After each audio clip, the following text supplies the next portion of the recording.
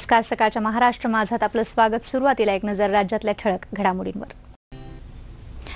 संस्कृती कला दर्पणतर्फे दिल्या जाणाऱ्या पुरस्कारांमध्ये ईटीव्ही मराठीवरून प्रसारित होणाऱ्या मालिकांनी बाजी मारली आहे. ईटीव्हीच्या अनामिका या मालिकेनं सर्वोत्कृष्ट मालिकेसाठीचा तर कॉमेडी एक्सप्रेसनं सर्वोत्कृष्ट विनोदी मालिकेचा पुरस्कार पटकावलाय.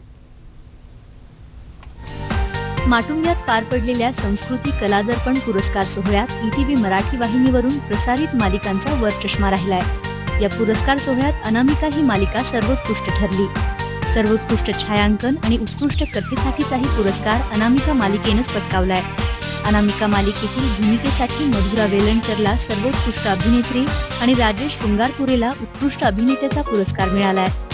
उत्कृष्ट विनोदी मालिकेसाठीचा पुरस्कार ईटीव्हीच्या कॉमेडी एक्सप्रेसला मिळालाय. या मालिकेतील भूषण कडू यांनी उत्कृष्ट विनोदी अभिनेता तर उत्कृष्ट दिग्दर्शकाचा पुरस्कार कॉमेडी एक्सप्रेसचे दिग्दर्शक ज्ञानेश भालकर यांनी पटकावलाय. वैयक्तिकरित्या जाहीर झालं आहे की विनोदी अभिनेता भूषण कडू कॉमेडी एक्सप्रेससाठी, पण माझं एकट्याचं श्रेय नाही आहे. सर्वप्रथम सांगेन मी, हे आमच्या संपूर्ण कॉमेडी एक्सप्रेस आमच्या टीमचं यश आहे. मी खूप भारावून गेलो आहे, कारण माझ्या आयुष्यातला हा पहिला पुरस्कार आहे आणि हा पुरस्कार मी माझ्या सद्गुरू श्री श्री दीनानाथ स्वामी यांच्या चरणी समर्पित करतो.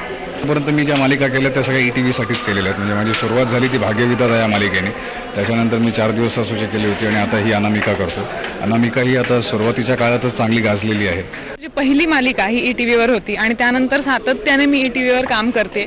दरवेळेचा अनुभव माझा खरंच खूप छान आहे आणि काहीतरी वेगळं करायला मिळतं मला नेहमी. म्हणजे मग तो अँकरिंग शो असू दे किंवा सिरियल असू दे, खूप मजा येते काम करायला.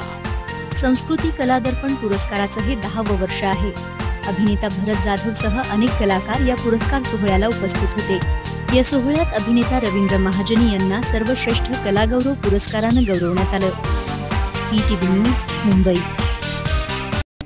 महाराष्ट्र माझा तिथेच थांबूयात. नमस्कार.